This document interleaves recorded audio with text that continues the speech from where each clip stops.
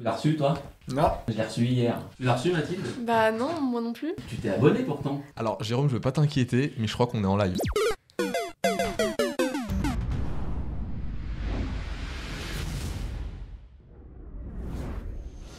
Salut à tous. Bienvenue sur le Jump Seat. Très heureux de vous retrouver. Alors vous l'avez deviné, hein. C'est une journée spéciale jeune, une émission spéciale jeune aujourd'hui. Alors on avait un petit peu de lecture, bon, c'était un peu entre nous ça. On s'est encore pas rendu compte. La technique, merci de nous dire quand l'émission commence s'il vous plaît. Parce que oui, c'est de nouveau une spéciale ULM. Et il y en aura d'autres. Et aujourd'hui, autour de la table, nous avons Mathilde. Ça va Mathilde? Ça va, très bien, et toi? Super bien. Très très content de te revoir. On s'est vu au Mulm Oui, en c'est septembre, ça. mondial de l'ULM, le Mulm. Guilhem, Ouais, salut. ça va? Ouais, Guilhem toujours. Très toujours. heureux aussi. Alors toi, t'es le Lyonnais de la bande, hein? Ouais, c'est ça, exactement. Ouais. C'est le local, Guilhem. Mathéo, qu'on ne présente plus. Bonjour à Mathéo. tous. Ça va Mathéo? Ça va super et toi? Très bien. Merci d'être là aussi. Pas de soucis. Petit tour de table, tiens. En quelques mots, comment vous définissez l'ULM? Vas-y Mathilde. Pour moi, déjà, c'est la liberté de se déplacer. On est plus libre parce que on a des machines plus légères, on peut aller sur des plus petits terrains. Et puis, mais malgré tout, il y a des machines qui sont très performantes. Donc on n'est pas limité à 30 km autour de sa base. Donc la liberté de voler. C'est une bonne définition, finalement. Ouais, moi j'aurais dit la Partage liberté, l'accessibilité et la responsabilité qui va avec aussi. Responsable de sa machine, responsable de ce qu'on entreprend, et donc voilà. Surtout C'est vrai. chez nous, hein. Ouais. L'ULM à la française, on y tient ça, la responsabilité, la liberté. Ouais, on a une hein, chance, ouais. On a vraiment une chance. l'autoresponsabilité. Hein. Votre dernier vol, il remonte à quand? Je dirais 3 semaines moins. T'es toujours en apprentissage, hein. Oui, je suis pas encore brevetée. Alors, je dirais 3 semaines. Bon, déjà, il y a pas mal de causes météo ces derniers temps qui font que j'ai dû annuler plusieurs vols. Et puis, je suis encore étudiante, donc la semaine, pour moi, c'est compliqué de voler. Donc, les week-ends, il faut la disponibilité de la machine, de mon instructeur et la météo qui va avec. T'as combien d'heures là? Je dirais une quarantaine. Sachant que j'ai fait le tour ULM, donc c'était une période où j'ai appris, mais j'étais pas en formation pour tour de piste autour de mon aérodrome. Et toi, Guilhem, il paraît que t'as voté il y a, Mon volé il y dernier a pas vol longtemps, toi. Bah hier, ouais. Hier midi, j'étais en l'air, ouais. Ouais. Et puis dimanche, j'ai volé, et puis samedi, j'ai volé. J'ai volé samedi, dimanche, lundi, ouais. C'était un bon week-end. Ça va la vie, quoi. Ça va. Cet homme n'a pas de métier. Enfin, il vole tous les jours. Ah, j'ai posé congé, Et tu voles sur? Je vole en pendulaire. Donc j'ai un... Attends, redis-le. Tu peux le redire juste pour qu'on En soit sûr. pendulaire, parce que c'est le mieux. C'est la meilleure des classes. Non, en vrai, dimanche, samedi, j'ai fait une leçon d'instruction sur du 3 axes. Voilà, je vais peut-être Aïe, passer aïe, aïe. du côté obscur tranquillement, au moins avoir ma licence, on verra après. Parce que là, t'es breveté que pendulaire. Ouais, je suis breveté pendulaire, ouais. Mais Ça fait le depuis 3 axes te 2022. titille un petit peu quand même? Ouais, bah surtout quand il y a une météo un peu pourrie là en ce moment qui fait froid, qui a un peu de vent, c'est quand même agréable de pouvoir voler un peu plus vite et être au chaud, ouais. Et toi, Mathéo? Alors moi, au risque de décevoir tout le monde sur cette table, mon dernier vol, c'était en avion. Sacrilège. Non, et d'ailleurs, alors, c'est l'aviation légère quand même. Donc, voilà, on est quand même dans le thème. C'était avec mon meilleur ami Vincent, je sais pas s'il est sur le live, on le salue. Et Salut Vincent, si tu nous regardes.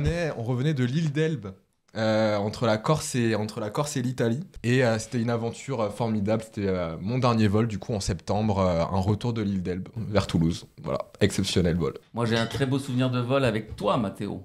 On s'est fait des petits tours de C'est piste à vrai, Gap. C'est vrai, on tournait la vidéo Ouais. teaser du Tour Tour ULM. ULM 2023. Et je voulais absolument voler avec toi, Jérôme, et on a réussi à faire un vol juste avant le coucher du soleil. On a juste eu le temps de faire un tour de piste. Hein. J'ai la liberté dont on parlait tout à l'heure. Ça, c'est quand même C'est chouette. ça, Ouais. ouais. Voilà, quelques petits tours. Puis j'adore ce terrain, c'est magnifique là-bas, Gap. Petit rappel rapide de l'ULM. Hein. Pourquoi on dit Ouais. ULM? Ultra léger motorisé. Exactement, ouais. C'est-à-dire qu'il y a des limites de poids, mais il y a un moteur. Ouais, les limites de poids, elle est à 500 kg, c'est ça depuis 525? Alors ouais, Ouais. c'est ça, 525 avec parachute ou sans parachute? avec parachute. Ouais, c'est ça. Après, il y a une tolérance pour les ULM hydro, non? C'est ça, quand on rajoute des flotteurs, il y a une petite tolérance de poids.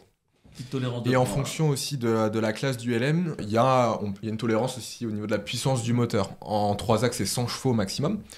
Quand on passe sur de l'autogire du classiste, donc en hélicoptère, il faut un peu plus de patates. Donc on accepte des moteurs avec jusqu'à 135 chevaux à peu près. Voilà. Ça pousse. Donc nous avons 6 classes, hein. Il y a le pendulaire, Le paramoteur pour le démarrer. paramoteur pour démarrer, Paramoteur, classe 1, ouais. le pendulaire, Ouais. le multi-axe, donc c'est celui qui se rapproche, qui est peut-être le plus connu visuellement, qui se rapproche le plus de l'avion. l'avion. Hein. Ouais. Ouais, c'est très Bon, proche. c'est ouais. c'est un petit avion, quoi, mais Bah, ça reste d'ailleurs, un ULM. Attention. Avant que l'ULM existe, il y Voilà. avait des avions qui étaient avions et qui sont devenus ULM quand la législation ULM est apparue. Absolument. Donc l'autogire, on l'a vu, classe 4. Ouais. Et Après, on a le Aérostar. ballon.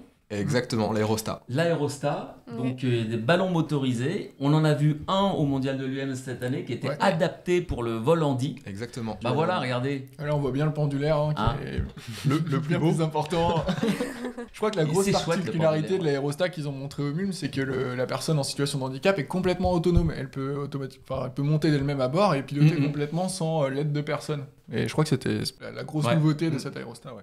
Et donc voilà, il y a 6 classes d'ULM, chers amis sur le chat. Ceux qui ne connaissent pas bien l'univers du ULM, vous avez le choix pour vous envoyer en l'air, si je peux le dire comme ça. Là, le paramoteur, c'est peut-être le plus libre. Enfin, on peut décoller quasiment de partout. Et le plus Ouais. sportif. Le plus je sportif dirais. aussi, parce qu'il y a de la compétition Exactement. en ULM. On en reparlera aussi. Ouais, Dont le Ouais. paramoteur, et jusqu'à l'hélico. Je fais une petite parenthèse sur l'hélico, ça me fait rire, parce qu'on a reçu énormément d'appels avant cette émission, hein. Le standard a explosé, vous allez parler du LM, tout ça. Et alors pourquoi, sur les réseaux sociaux, vous mettez toujours un petit hélico sur la page Facebook de la FF Plume pour parler du LM? Bon, c'est pas à toi qu'il faut que je demande, mais tu pourras Alors- transmettre le message si vous nous regardez à la Fédé. Le bureau des plaintes, c'est Servicecom. Le service com, si vous nous regardez, mettez aussi des ULM. Enfin, je sais pas si ça existe en picto sur Facebook. Bon, on va appeler Facebook tout ça. La prod va s'en occuper. Voilà. Mathilde, donc toi, tu as 18 ans, tu es étudiante. C'est ça. Je suis étudiante à Paris. J'ai commencé à m'intéresser. Alors à la base, c'était vraiment à l'aviation de manière générale. Donc j'ai passé le BIA quand j'étais en 3e. Par la suite, ça m'a plu. Je me suis dit que j'aimerais bien continuer. Et donc mon instructeur que j'ai connu au moment du BIA, qui m'a donc aidé à préparer le BIA, m'a proposé de faire de l'ULM parce qu'il était instructeur ULM.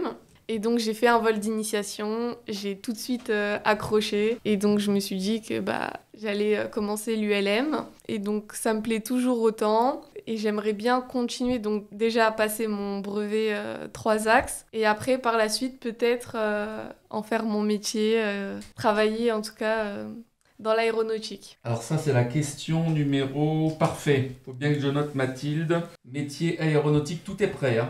Tout est prêt. Ah voilà, c'est la 6. Merci Mathilde. Guilhem, présente-toi un petit peu plus. Jeune ingénieur. Ouais. Moi, je travaille aujourd'hui, du coup, je suis ingénieur en système embarqué. Je travaille pour une boîte donc, qui s'appelle L6 Design sur Lyon, un petit bureau d'études bien sympa. Et d'ailleurs, à ce sujet, je cherche un stagiaire pour faire un ordinateur de vol pour la compétition ULM. Donc voilà, s'il y en a qui ça intéresse, ils peuvent regarder sur internet. Donc un stagiaire PFE ingénieur. J'en profite, je mets ma promo. Hein. Je suis en plein T'as dans les raison, recrutements en ce et moment. on va en reparler. On va en reparler aussi. Mathéo. Mathéo, 23 ans. J'ai l'impression d'être aux alcooliques anonymes.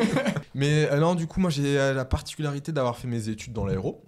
Grosse passion, donc du coup, tant qu'à faire, autant faire ses études dans l'aéronautique. J'ai fait un BTS aéronautique à l'AFMAE. L'AFMAE, ouais, c'est avant ça s'appelait le CFA des métiers de l'aérien, donc c'est basé en région parisienne. C'est une école qui forme au métier de la maintenance aéronautique principalement et aussi au métier de support, hôtesse de l'air, agent d'escale, etc. Moi j'ai fait un BTS aéronautique chez eux.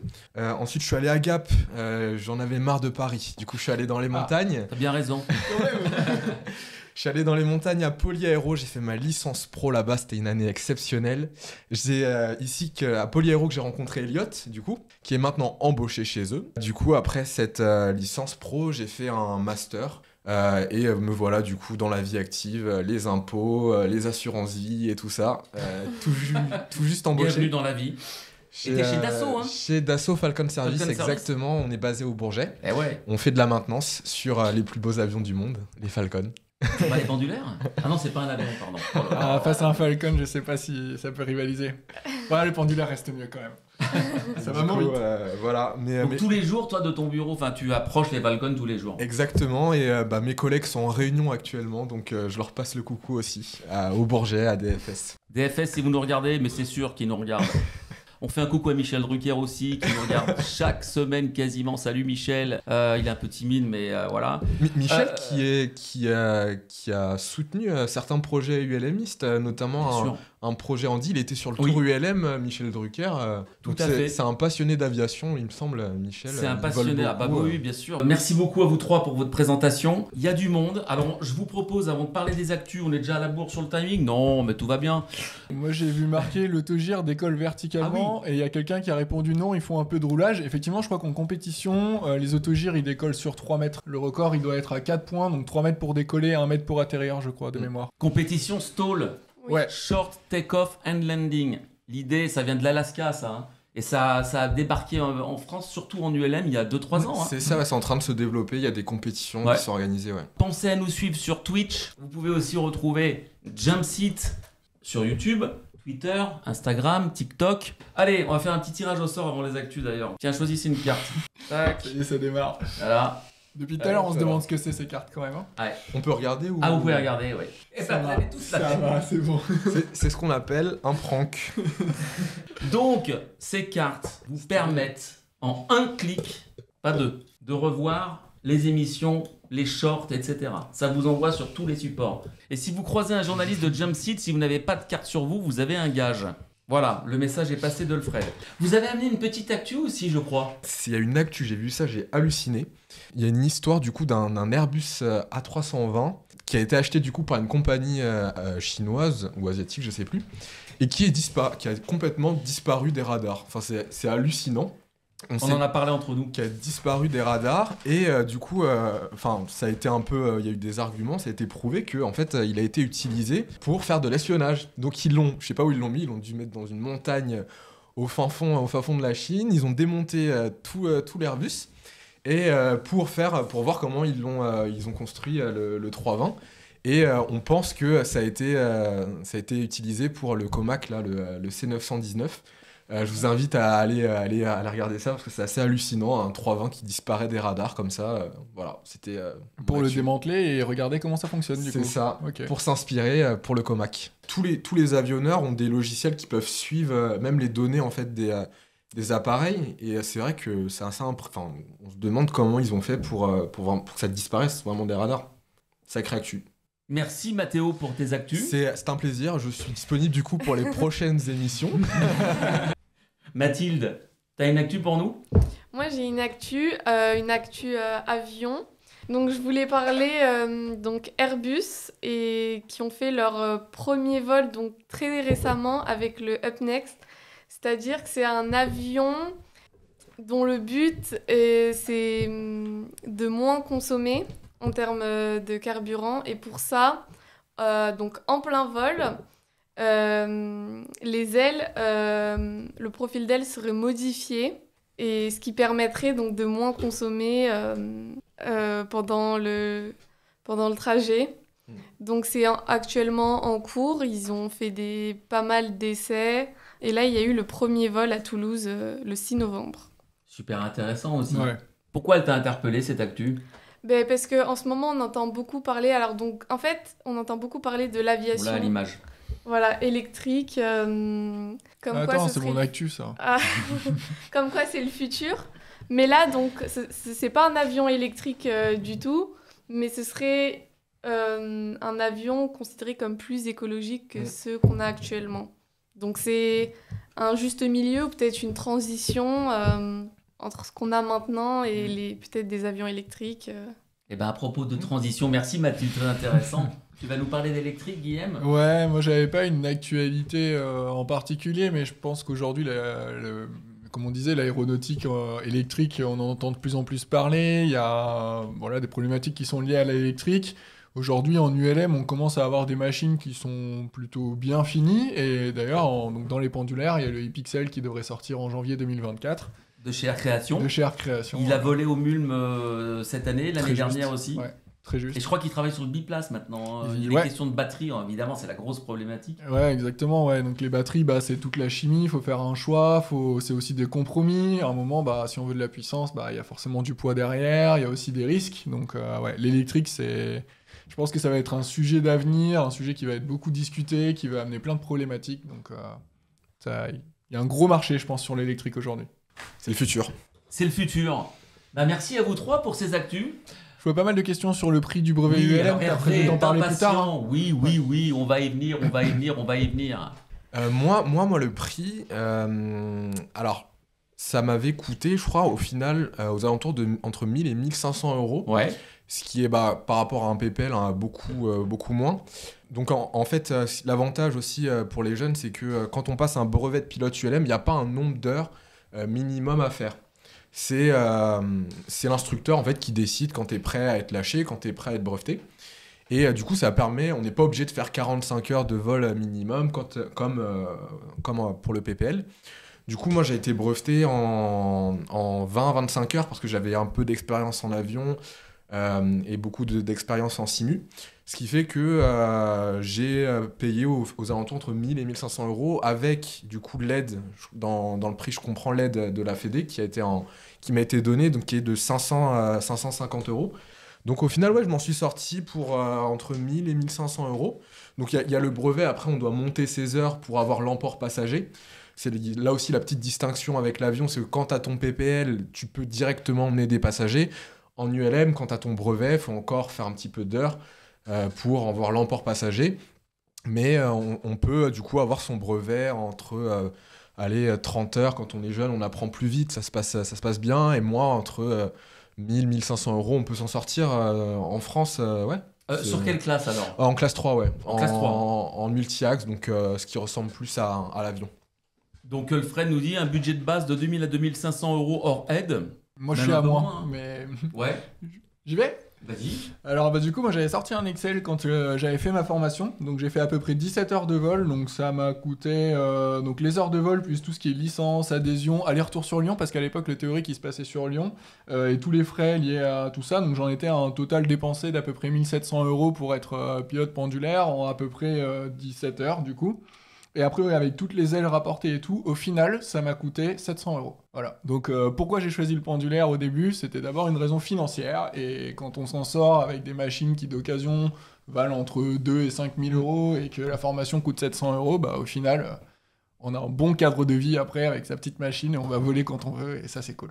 Et en fait, voilà, il y a différents budgets. Toi, Mathilde, comment on devient... Alors la question, c'est ça. Comment on devient pilote du LM?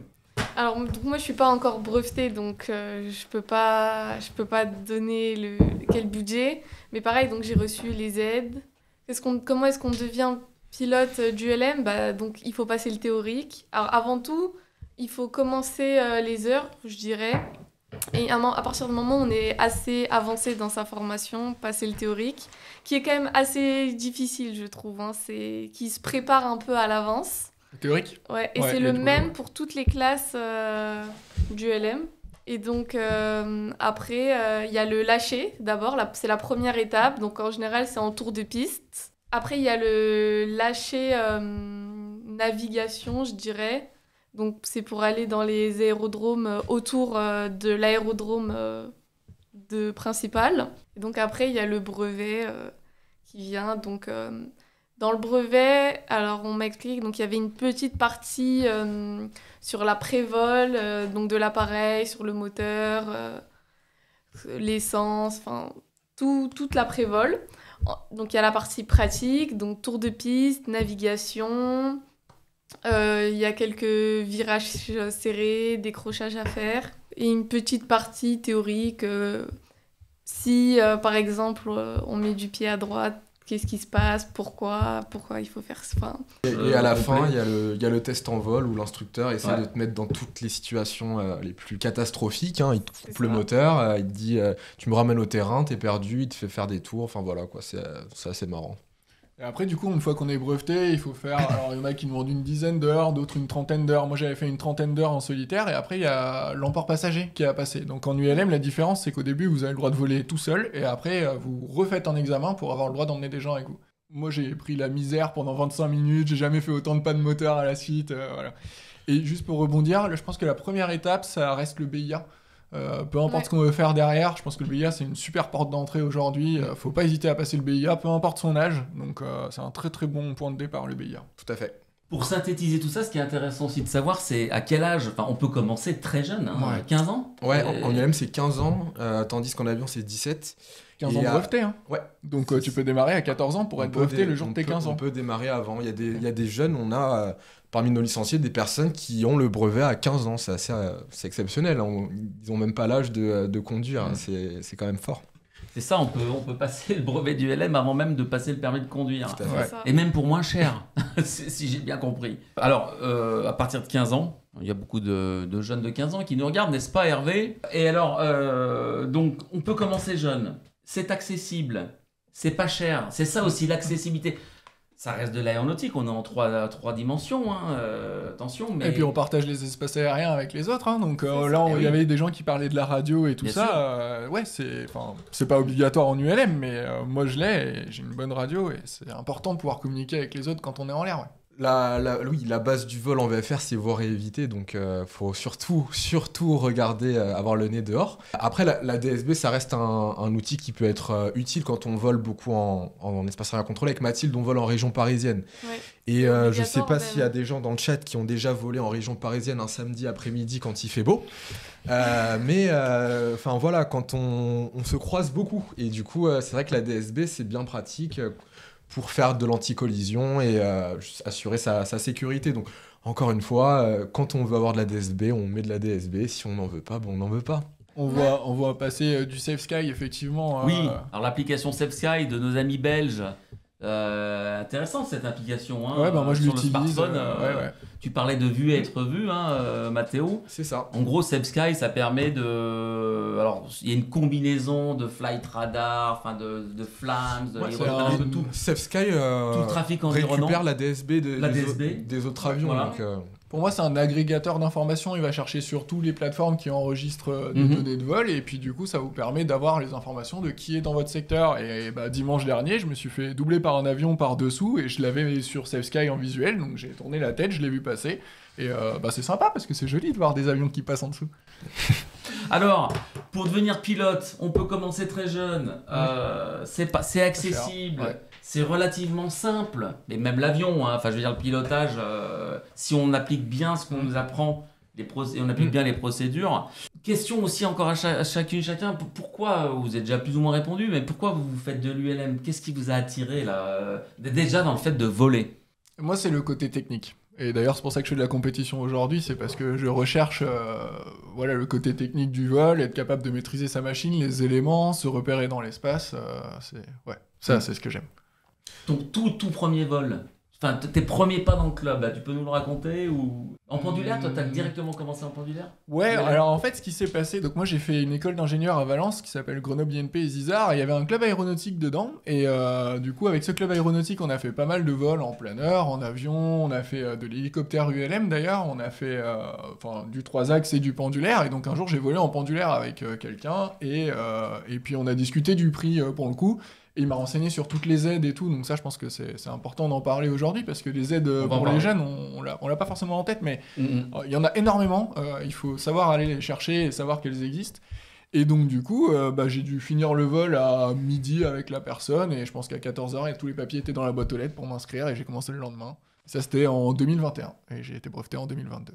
Voilà. Et t'en es jamais revenu. Et je continue, je vole tous les week-ends hein, de toute façon, donc voilà comment ça a commencé.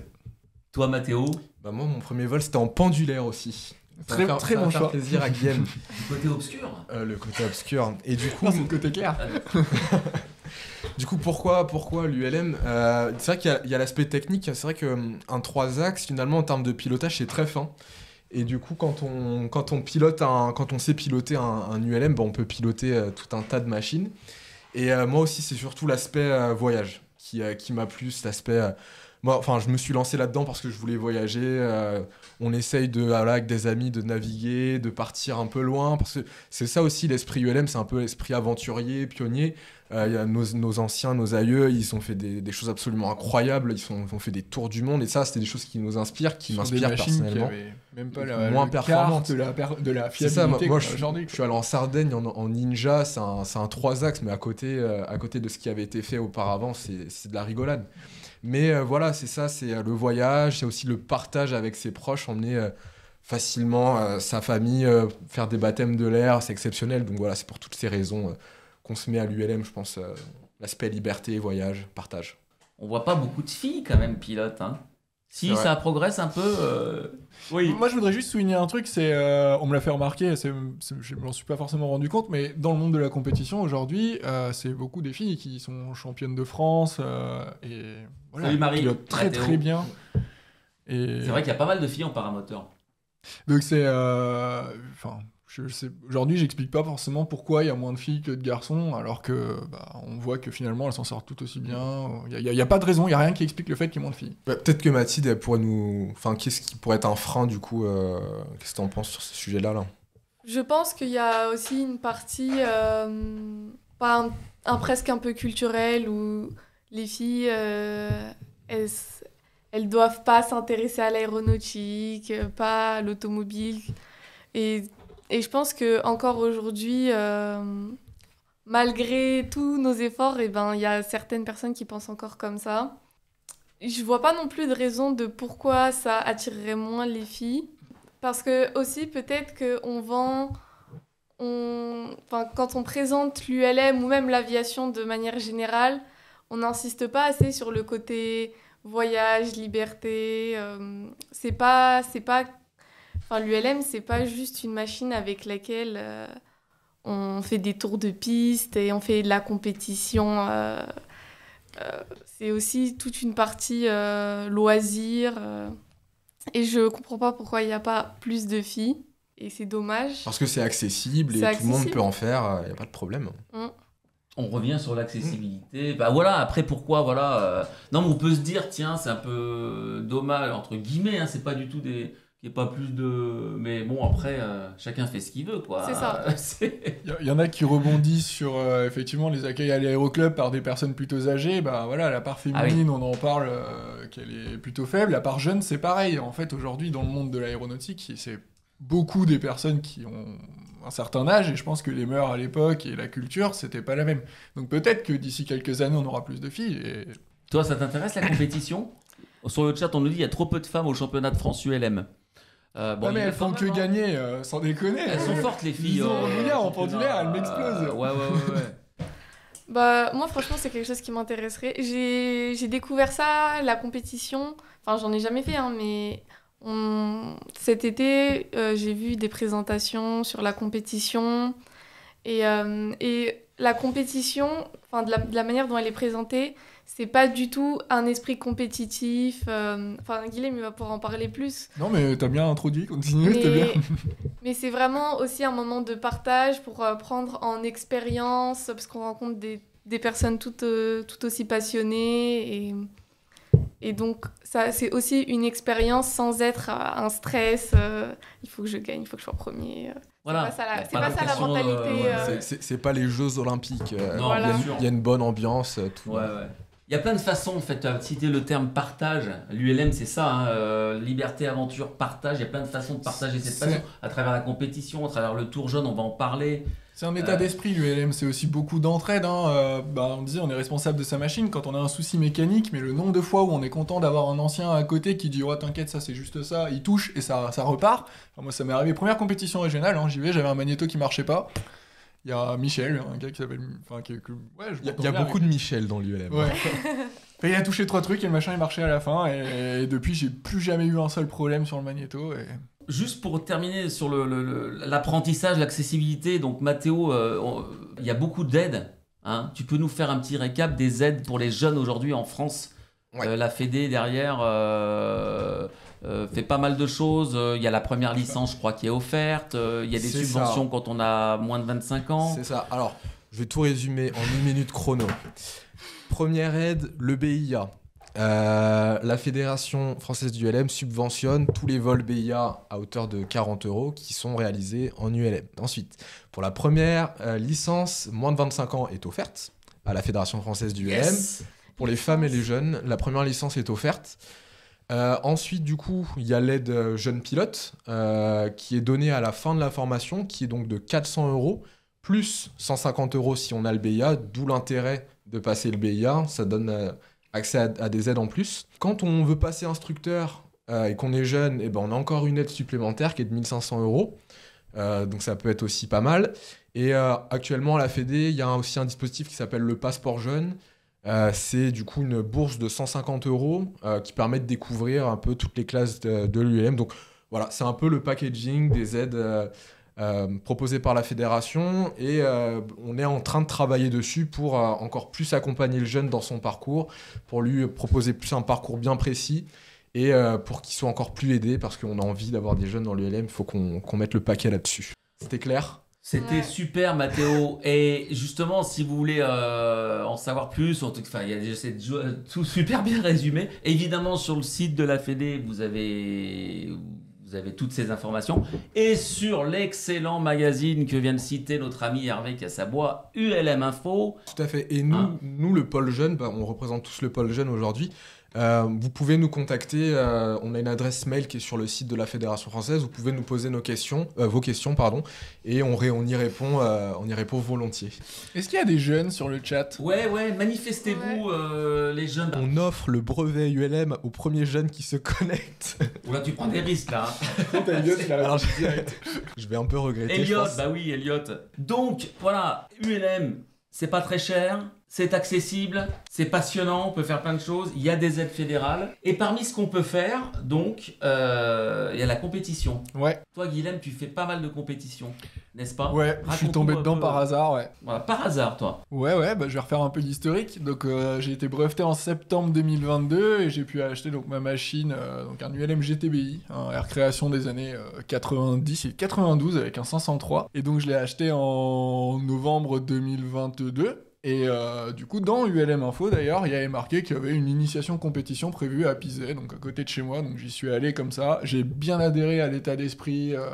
On apprend énormément de choses. On découvre des gens, on découvre des terrains. C'est incroyable. Donc j'ai bien accroché sur l'initiation. Après, j'ai fait une première régionale. Ça s'est bien passé, avec un score plutôt correct. Donc après, je suis rentré dans le collectif France. Donc le collectif France, c'est l'antichambre de l'équipe de France. C'est là où toutes les personnes qui ont fait une bonne performance technique vont rentrer. Et là, derrière, on est observé sur l'aspect humain, le comportement. Est-ce que au sein d'une équipe, est-ce qu'on a vraiment un esprit équipe, en fait ? Et sur la machine en elle-même, est-ce que la machine, elle est capable d'aller en championnat du monde, des choses comme ça ? Et si les épreuves se passent bien, on rentre après dans l'équipe de France. Et donc, dans l'objectif d'accéder aux championnats du monde, qui sont du 20 juillet au 4 août 2024. Ah oui, alors il y aura très bien de l'annoncer, ça. Ouais, ça, c'est le championnat du monde, ouais. Ah ouais, gros événement. Donc c'est en Angleterre. En Angleterre. Année, ouais. Donc là, c'est épreuve. Enfin, c'est pas le paramoteur, là, on est d'accord. Alors non, oui, c'est vrai que dans la compétition, il y a plusieurs façons de travailler. Il y a plusieurs. Je rappelle, en paramoteur, on peut faire du slalom. Ouais. Il y a des choses communes, la navigation, les conabs, l'atterrissage de précision, toutes ces choses-là, c'est commun à plusieurs classes. En fait, il y a deux groupes. Il y a le groupe des paramoteurs d'un côté et les microlights de l'autre. Et en microlight, on va retrouver principalement du 3-axe, du multi-axe et du pendulaire. Et ensuite, du coup, au sein du... Alors, dans le paramoteur, tu as cité tout ce qui est stall et tout ce qui est slalom. Non, il n'y a pas de stall, pardon. C'est du classique et du slalom en paramoteur. Stall, c'est encore à part, ouais. Ouais. Et là, d'ailleurs, ils sont champions du monde, je crois, l'équipe de France de paramoteur. Il y a un gros niveau en France sur le paramoteur. Et après, donc, dans le classique, on va retrouver le stall. Dans le microlight, on va retrouver le stall. Donc, c'est ce qu'on disait, c'est un score atterrissage, décollage très court. C'est ça, et donc une distance en décollage, en atterrissage, c'est sommet, et plus vous avez un score petit, plus vous êtes bien classé. Et ensuite, il y a le classique, donc le classique classe, donc ça, c'est ce que je fais, c'est ma discipline.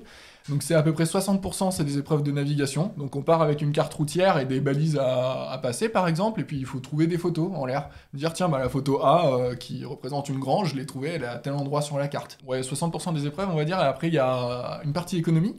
Et une partie maniabilité, donc là ça va être de l'atterrissage de précision, donc un carré de 10 par 10 où il faut poser dedans, ou du 20 par 100, il faut poser, s'arrêter dedans et décoller aussi. Et des fois même, pour rendre l'épreuve encore plus difficile, je crois qu'il tire une corde.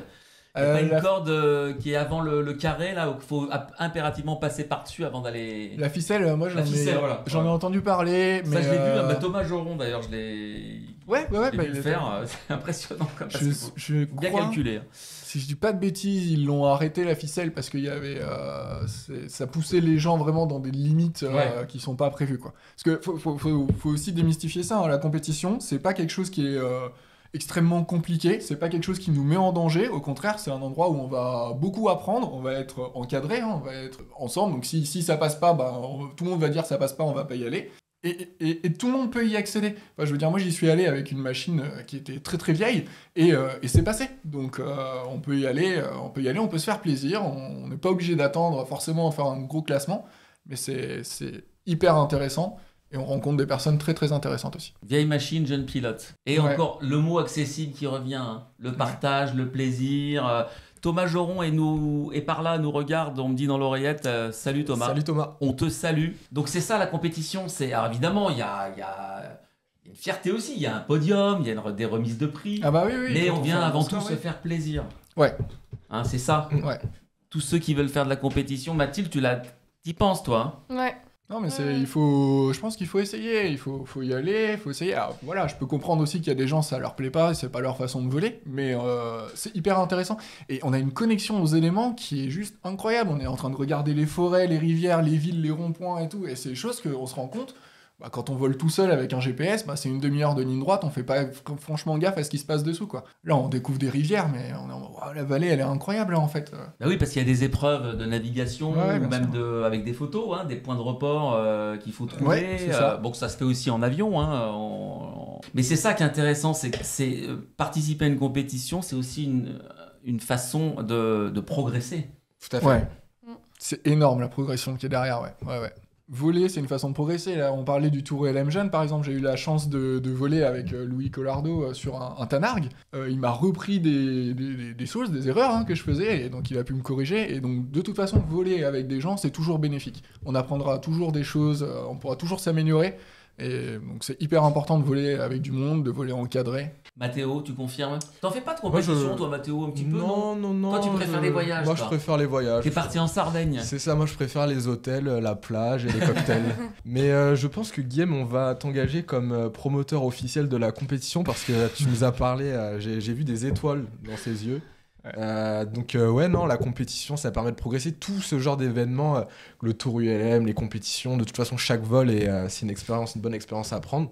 Et non, moi c'est le voyage. Ouais, c'est partir au soleil. C'est ce que ça m'évoque, l'ULM. L'ULM pourrait-il intégrer un jour les Jeux Olympiques?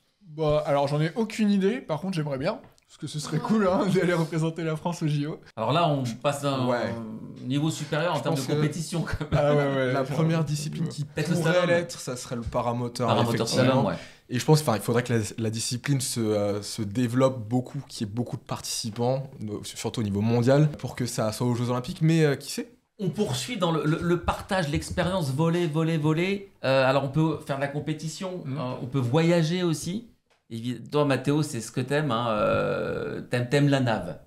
Tout Je à me fait. souviens quand on s'est vu à Gap, je crois que t'étais allé en Italie 2-3 jours avant, ou tu pensais y aller C'était après, avec Elliot, je crois. avec ou- Elliot. Ouais. Ça s'est pas très bien passé.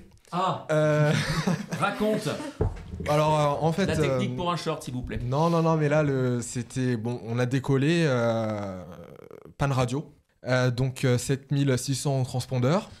Les militaires d'Aix qui s'affolent. Déroutement sur faïence, c'était sympa. C'était formateur, mais du coup, moi j'étais dégoûté parce que je voulais aller en Italie.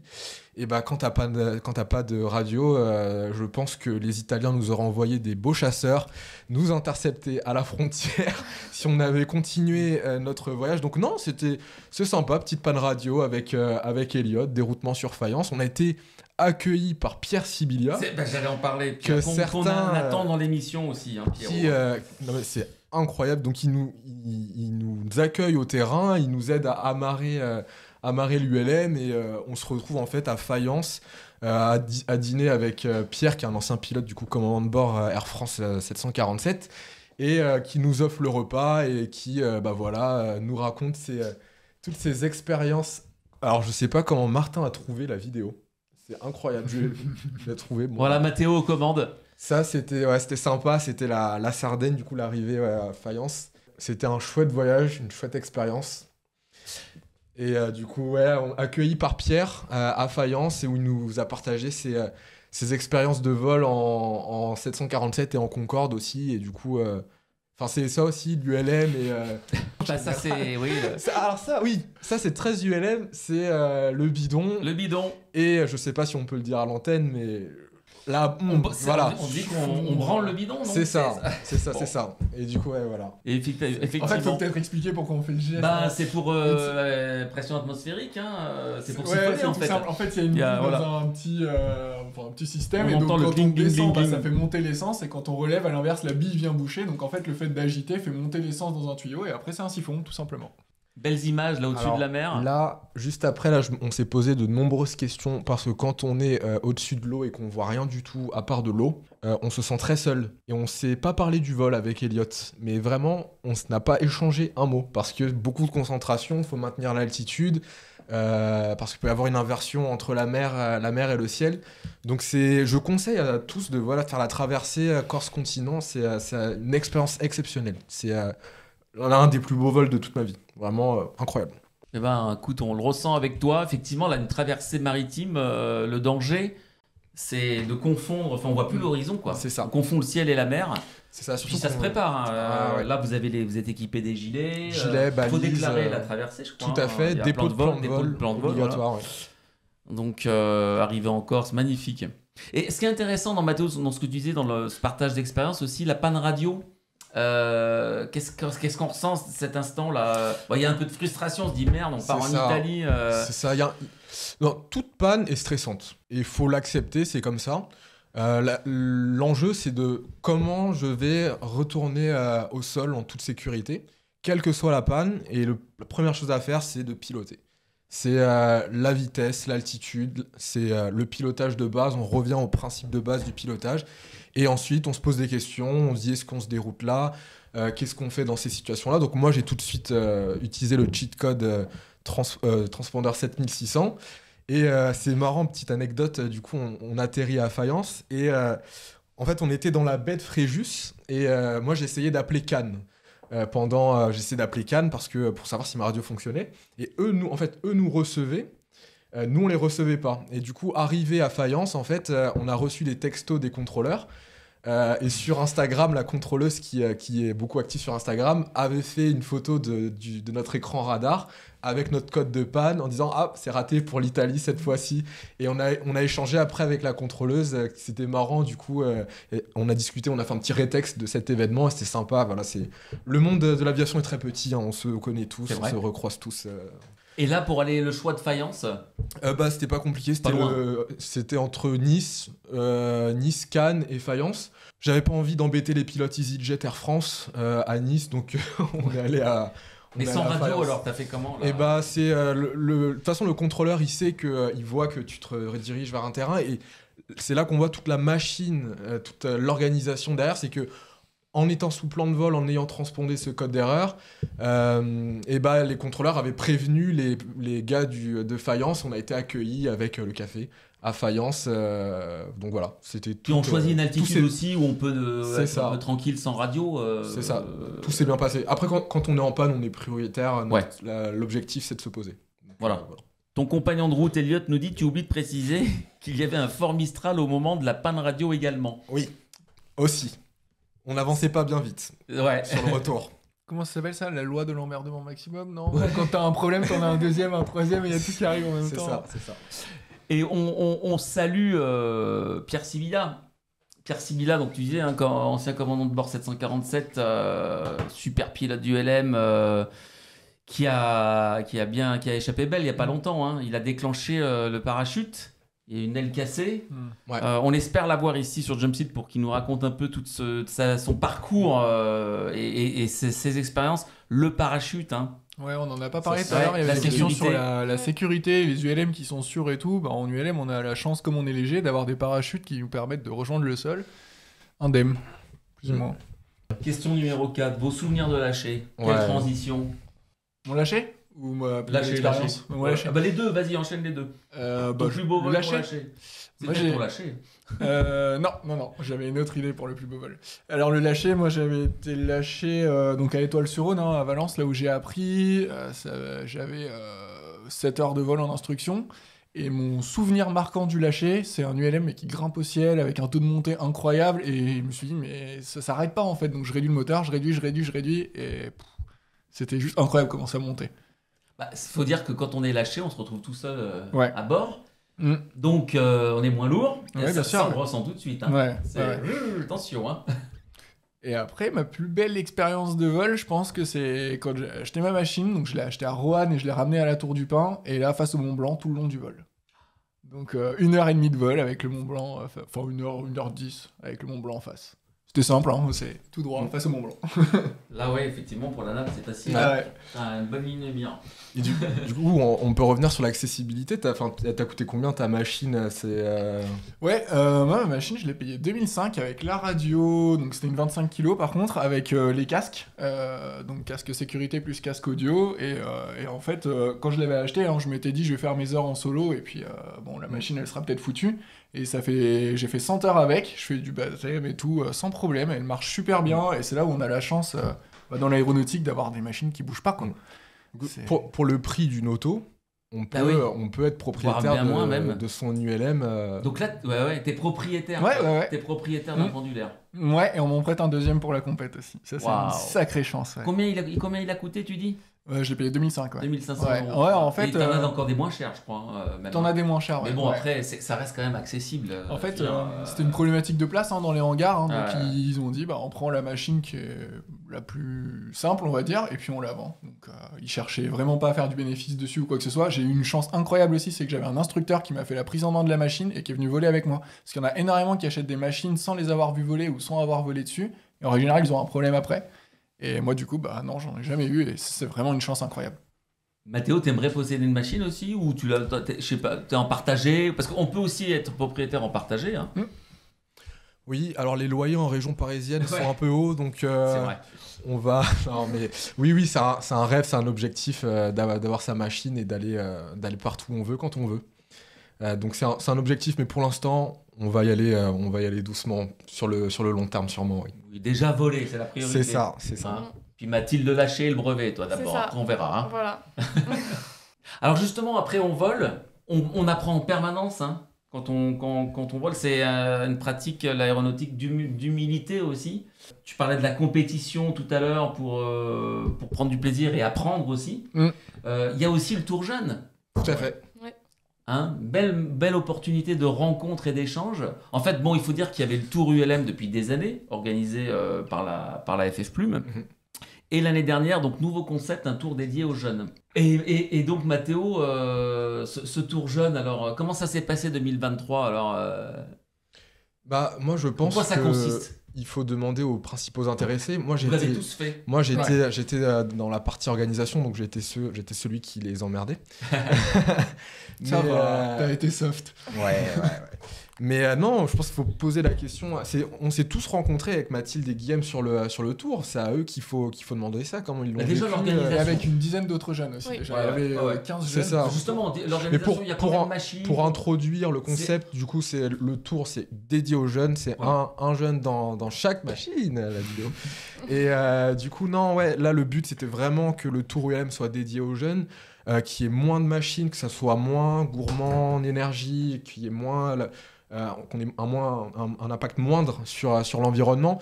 Et c'est surtout proposer une université d'été aux jeunes qui puissent voler, progresser. Ils ont eu des conférences de pilotes, ils ont fait des vols en planeur, ils ont découvert plusieurs activités. Donc voilà, le but c'est de proposer une université d'été pour nos jeunes licenciés, pour qu'ils puissent découvrir plusieurs machines et qu'on les fédère, parce que c'est important, le futur de notre fédération passera par nous, les jeunes, si on veut que nos acquis restent les mêmes. Donc c'est ça les objectifs du Tour ULM Jeune. Après je laisse Guillaume et Mathilde nous dire comment ils l'ont vécu, ce qu'ils ont fait. Mathilde, toi qui es toujours en apprentissage, t'étais avec ton instructeur? C'est ça, donc avec mon instructeur et la machine du club. Quelle machine? Donc c'est un FK9. Donc un multi-axe. Hein. C'est ça, oui, c'est un multi-axe. Donc c'était une superbe expérience. Donc au niveau du pilotage, évidemment, j'ai vraiment progressé.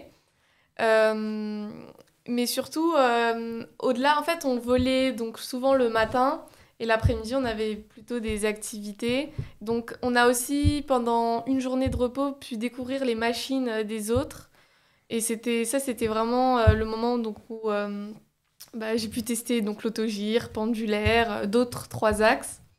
Et donc, c'était une nouveauté, donc j'ai bien aimé le pendulaire. C'est bien. T'as essayé le pendulaire? Oui, j'ai essayé le pendulaire. Alors, C'est... Alors c'est pas moi j'étais vraiment, on a fait un tour de piste, donc, mais j'ai trouvé que les sensations étaient pas mal. Je l'ai préféré à l'autogire ou... Tu sais, Mathilde, tu peux dire la vérité. Hein. Tu peux dire que Non, le non, pendulaire, c'est horrible. Elle a hein. été briefée en amont, Mathilde, c'est pour ça. J'ai préféré le pendulaire à l'autogire. Après, bon, j'ai fait 15 minutes de vol, donc je peux pas non plus... C'est déjà pas mal. Et le Tour ULM, c'est aussi l'esprit tour, quoi. Une étape chaque jour. ça. Vous dormiez où, là, dans la tente Ouais. Ouais. Faut qu'on parle oui. de... L'organisation dormait où? Non, mais faut qu'on parle quand même Une anecdote. de la journée à Nogaro, hein, où on a dû du coup mettre toutes les machines dans les hangars parce qu'il y avait un passage de grêle qui arrivait sur le terrain, pas possible. C'était Et que on s'est... avec de l'orage, enfin des fortes pluies, grêle. C'est ça, et on s'est tous retrouvés en catastrophe à dormir dans les hangars. À bouger les tentes à des 2 heures du matin planeurs. dans le Ah noir. ouais, Ah oui, en pleine nuit. Ah oui, oui. Il y a, dans certaines tentes, il y en a qui avaient de l'eau. Donc c'est ça, en fait c'est aussi ça le Tour ULM Jeune, c'est oui. l'aventure, c'est des souvenirs comme ça, voilà. Alors, il y aura une édition en 2024? Oui. On a déjà des dates, non? Pas encore Alors, un parcours à dévoiler? Comme le Tour de France, On n'a là. pas de date, mais en fait, comme on est venu avec Mathilde depuis Paris en région Rhône-Alpes pour faire cette émission, il se pourrait bien que l'édition 2024 se déroule, petit exclu, se déroule dans Rhône-Alpes, aux alentours de Lyon, tout ça. Donc voilà, bon, on n'en dit pas plus pour l'instant, c'est la petite exclue Jump Seat pour vous. Voilà. Le Tour 2024 va sûrement être dans ce coin-là, sud-est Rhône-Alpes. Voilà. Ils ont réservé cette exclusivité à Jump Seat. Eh oui. Et les dates À les dates en Non, juillet. ouais, ça va être l'été. On n'a pas de date, précise parce que ça va être compliqué avec les JO et le Tour de France cette année. Donc on est en train de réfléchir dessus, mais ça va être annoncé très rapidement pour que les inscriptions se fassent rapidement aussi. Eh ben, j'espère que Jump Seat sera là pour couvrir l'événement en direct. Ça va être super. Avec Ouais, plaisir. Ça va être bien. Ouais. C'est vraiment une belle expérience. Bon, je suis déjà sûr qu'il y aura une étape à Gap, Je ne dirai rien. un petit passage à la Tour du Pin. J'ai une unité pour Valence parce que j'ai appris là-bas. Mais à voir, on verra. Bah, c'est grand Rhône-Alpes quand même. Hein. Oui. On a un beau terrain de jeu ici. Tout à fait. Donc, Après, un les Tour ULM, montagnes, tout. Ah là là, ça donne envie un Tour du Mont Blanc, d'être peut-être. jeune. Un tour du Mont Blanc, pourquoi pas. Alors, à propos de montagne, je vous propose de prendre l'air, là, le temps d'1 minute, de faire une petite parenthèse dans l'émission. On reste sur la thématique de l'ULM. Vous connaissez les frères Toussaint, en tout cas, ils sont très connus pour leurs exploits en pendulaire. Ah. Tu les connais, Meilleur toi, sport. Loïc Et Non. ben, si, on regardait tout à l'heure un peu. Donc, moi, j'avais discuté avec Tinière Expérience et après, Voilà. c'était lui, du coup. que Donc j'avais ils en font, interlocuteur, ils adorent la vidéo et cette année ils ont participé à la réa d'un film qui est dans le concours de la ligne de l'année du festival Montagne en Seine. Alors je sais pas si vous connaissez Montagne Ouais. en Seine, c'est un festival qui a une dizaine d'années je crois, même Ouais. plus, enfin voilà, et qui partout en France qui fait étape avec bon faut aimer la montagne évidemment, mais et encore c'est tellement impressionnant. Ouais, c'est beau. Et il y a beaucoup, quasiment chaque année, on a un lien avec l'aérien. Et là, dans le concours de la ligne de l'année, on a une vidéo incroyable. C'est un plan séquence, c'est un drone qui va suivre des wingsuiters pour ensuite rejoindre un skieur et après un parapentiste. Ils sont tous lâchés d'un ULM pendulaire. Voilà, tac, on les voit sauter. Alors on voit pas beaucoup l'ULM, c'est vrai, c'est assez rapide, mais on vole. Voilà, le wingsuit, non, ça vous attire ou pas? C'est pas motorisé, mais c'est ultra léger. Ouais, moi, ça m'attire. Mais ce qui est incroyable dans cette vidéo, c'est le plan séquence. Voilà, donc on a bien vu le lâcher du pendulaire, ouais, le largage en du pendulaire. largage, pardon, Mhm. ouais, avec Loïc aux commandes. Et alors là, les deux wingsuiters, ils vont rejoindre le parapentiste. Donc on est toujours dans le vol, avec un drone qui filme tout ça. Donc c'est du plan séquence. Alors évidemment, faut bien calculer pour les rencontres avec chacun. Donc là, il est en accéléré pour rejoindre le skieur en temps voulu. Et ça se termine comme ça. Voilà. C'est un joli terrain de jeu aussi, Val d'Isère, là. Tu voles en C'est beau. montagne? Alors moi j'aimerais bien, On est pas loin, quand passer même, le là. cursus montagne, ouais, il faut que je fasse la théorie assez vite, et après sur l'aspect pratique, je vais certainement aller voir par là-bas, ouais. Ah bah oui, Loïc, je vais envoyer un petit message à Loïc, je sais pas s'il l'a reçu, s'il nous regarde. En tout cas, on espère les avoir dans l'émission aussi, les jeunes frères Toussaint, là, pour ça va être montagne pendulaire, tu te rends Ça compte? va être Faudrait que tu génial. reviennes, Incroyable. Ah bah avec plaisir, hein. Mais voilà, l'invitation est lancée, ils le savent, donc on aura encore plein d'émissions autour de l'ULM. Ça, c'est certain. On avance bien là. Alors, on avait des questions au début d'émission aussi sur les vocations, le métier. Toi, par exemple, Mathéo, tu fais de l'ULM, tu es passé chez Polyaéro, tu travailles aujourd'hui chez Dassault. Donc tu joins vraiment le côté professionnel aussi au loisir quelque part. Tout à fait, mais finalement c'est complémentaire. Ce que j'ai appris en ULM, ça m'a beaucoup servi dans le monde aéronautique et professionnel de manière générale, parce que on apprend l'humilité, on apprend les principes de vol, on apprend comment fonctionne un appareil qui vole. Donc ça sert quand on veut devenir pilote, quand on veut devenir ingénieur, mécanicien. Et c'est des choses qui sont valorisées quand on se présente face à un employeur et qu'il voit sur le CV qu'on a un BIA ou qu'on a une licence de pilote, on passe tout de suite un peu au-dessus par rapport à d'autres candidats. Donc tout ça, c'est des choses qui servent, qui me servent au quotidien, et c'est une passion, voilà, c'est une vocation. Et du coup, j'adore mon boulot, j'adore mon travail, et je suis aux anges. Voilà. Il y a quelque chose là, donc on a parlé de l'ULM. L'ULM, c'est de l'aviation non certifiée. Donc moi, par exemple, qui fais du développement informatique, j'ai le droit aujourd'hui de me construire un système et de le mettre dans mon ULM et de l'utiliser.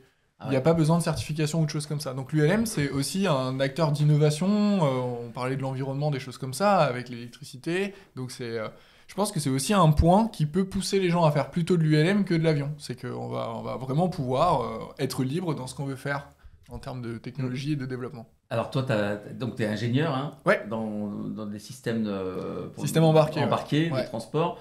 Tu as déjà fait des choses pour ta machine? Tu as déjà bricolé des... Enfin, bricoler, c'est pas péjoratif, mais tu vois, expérimenter. Je vois très bien ce qu'on appelle des preuves de concept, des petits dispositifs qui pourraient nous aider. Alors, moi, directement, pour moi, non, je n'ai pas fait des choses. J'ai déjà acheté un boîtier, par contre, qui a été produit par quelqu'un qui a une construction qui serait typiquement ce que je pourrais faire moi. Donc, c'est un boîtier qui fait Altivario. Là, par contre, mon sujet de stage que je propose, c'est typiquement ça. C'est construire un espèce de FI avec l'altitude et tout. EFI, c'est Electronic Flight Instrument, quelque chose comme ça. Electronic Flight Instrument. Pour ceux qui ne savent pas, il y en a. Les glass cockpits, c'est les écrans qu'on a dans les cockpits. L'avionique, quoi. C'est ça, l'avionique. Ouais. Voilà, et puis après, donc au travers de mon travail, je sais pas si demain il y a un constructeur aéronautique qui a besoin de faire une machine électrique, il pourrait venir me voir, et puis on pourrait se mettre à travailler ensemble, bien sûr. Et toi, Mathilde? Bon, toi, t'es en licence éco, hein? C'est ça, donc aucun rapport avec l'aviation.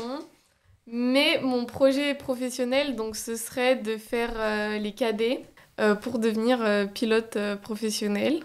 T'aimerais devenir pilote professionnel? Oui, donc dans ma famille, il y a des pilotes et donc c'est eux, je pense, qui m'ont transmis ce virus, ou je sais pas comment on peut appeler ça, plutôt dans les compagnies aériennes. Et ce serait mon projet. Bon, on te le souhaite en tout cas. Déjà, tu t'es convaincu tu sais ce que tu veux faire. C'est super, écoute, on te souhaite vraiment d'y arriver. Tu vas avoir un entretien d'embauche Air France Cadet, tu leur sors cette carte. Ouais. Tu vas voir. Bon, je m'avance peut-être un petit peu. Je suis de nature optimiste, tu sais. On va bientôt terminer l'émission. J'aimerais aussi... on en a déjà un peu parlé plus ou moins déjà tout à l'heure, en parlant notamment de la turbine sur le VL3... et même aussi la transition écologique, on a parlé de l'électrique. J'imagine que ce sont des sujets qui vous interpellent, qui vous préoccupent, qui vous concernent. Mathilde, comment tu vois l'avion de demain, l'ULM de demain aussi? Justement, au MULM, ça m'a permis de découvrir les nouveaux ULM. Alors, il y en a qui sont très performants. L'ULM évolue aussi avec les nouvelles technologies, etc. Et je pense que, donc, par exemple, on peut avoir des ULM donc, qui sont vraiment tournés vers le voyage, comme les VL3, etc. Et des ULM qui ressemblent plus à des Ninja, des Super Guépard, etc. Du tube étoile, plus brousse. Et je pense il en faut pour tous les goûts, pour tout le monde. Mais par contre, je trouve que c'est très intéressant qui développent des ULM avec des turbines, des... Moi, je dirais qu'en fait, on est déjà dans le futur. Parce que quand on voit l'Elexir, par exemple, l'Elexir, c'est un avion qui est présenté comme la 4e génération d'avions de loisirs, avec cette structure monocoque, avec un moteur moins gourmand, un parachute de cellules, des instruments voilà, plus modernes. Le carbone, l'utilisation du carbone, tout ça, ce sont des technologies qui sont dans l'ULM depuis des dizaines d'années. Le moteur Rotax, qui est un moteur qui ne consomme pas beaucoup, on l'a bien éprouvé en ULM. Ça fait des dizaines et des dizaines d'années qu'on utilise des moteurs Rotax. Le parachute de cellules, c'est quelque chose qui est beaucoup dans l'ULM, qui se met petit à petit dans l'aviation certifiée. Donc en fait, je pense que sur ces aspects-là, l'ULM, on était déjà un peu en avance. Pionnier l'ULM, hein. Et parce que au laboratoire. Tout à fait. Et justement, c'est cette réglementation plus souple qui a permis ces innovations et qui maintenant servent à toute l'aviation de loisirs. Donc, je pense qu'on était un peu en avant sur ces points-là. Après, de quoi l'avenir sera fait pour l'aviation générale, c'est une question très, très compliquée. Il y a l'hydrogène, il y a l'électrique, on ne sait pas trop, mais je pense qu'on a des arguments en ULM et des beaux jours devant nous. L'ULM, il y a une carte à jouer là, l'ULM électrique. Je me tourne vers l'ingénieur, tiens. Ouais, si, il y a une carte à jouer. Ce sera pas forcément l'utilisation qu'on en a aujourd'hui. On ne demandera pas forcément à un ULM électrique de traverser la France en 3 heures. Mais sur du tour de piste aujourd'hui, un ULM électrique, ça a sa place. Enfin... Comme le Vélis électro, hein. Oui, bien sûr. Qui est en avion. C'est un avion. Mais pourtant, il existe en ULM, le Vélis. Mais il fait 600 kg, je crois, avec les batteries. Ouais. Donc, oui, il y a les batteries, c'est vrai. La structure de même l'Alpha Electro, anciennement, avant le Vélis, il y avait l'Alpha Electro. C'est la structure de l'Alpha Trainer qui est un ULM. Donc c'est juste une... Après, c'est de la politique, c'est une question de poids. Mais pareil, c'est des innovations qui existaient aussi en ULM. Et en des ULM électriques, on peut faire... Il y en a, hein, le e-Pixel, tu l'as cité tout à l'heure. Le projet est bien avancé. Oui, il va être commercialisé. 2024, Qu'est-ce que vous en pensez quoi moi, j'ai l'impression que ça va pas très vite sur l'ULM. Non c'est les constructeurs aussi. Hein, avec une demande, non je sais pas. Avec une vision technique, purement technique, les batteries, on peut pas tout leur demander. On peut pas leur demander d'être légères, d'avoir stocké énormément d'énergie. On peut pas leur demander d'être super en termes de sécurité, parce que aujourd'hui du lipo, on sait que ça prend feu, on sait que c'est un problème, donc on va aller chercher d'autres chimies de batterie qui du coup seront moins performantes en termes d'apport de courant. Hein. Si on parle de l'énergie pure à sortir, une autre chimie aura du mal à sortir beaucoup d'énergie d'un coup. Donc il y a toutes ces problématiques-là. Et après, est-ce que les gens sont prêts aussi à se dire, ok, sur un vol de 45 minutes, je peux très bien prendre un électrique, j'ai pas besoin d'un thermique. Voilà, les gens aujourd'hui, ils veulent peut-être une machine qui est capable de tout faire. Et l'électrique, non, on sait qu'aujourd'hui, en électrique, on est sur 1 heure, 1 heure et demie de vol maxi, quoi. Ouais, il y a quand même des limites. Mais après, pour l'apprentissage, ça peut être quand même une solution, une piste très intéressante. Tout à fait. Déjà, un truc à souligner, c'est que les ULM, on tourne au sans plomb, alors que les avions, ils tournent à la 100 LL. Donc déjà, eux, ils mettent du plomb dedans. Donc c'est déjà en termes de pollution, c'est déjà une grosse différence. Alors, on consomme après beaucoup moins. Forcément, on est sur des poids plus légers. Donc, c'est accessible. Liberté, rêve, accessibilité. En tout cas, c'était passionnant, vraiment. Merci à vous pour l'agrès. Et merci à vous trois. En tout cas, donc pensez à nous suivre sur Twitch, évidemment, YouTube, TikTok, Instagram, les réseaux sociaux. Vous retrouvez les émissions en replay en entier ou avec des shorts. Je crois qu'aujourd'hui, on va avoir des beaux shorts. Merci beaucoup de nous avoir suivis. À bientôt. Salut à tous. Merci. Merci de nous avoir suivis. À très vite.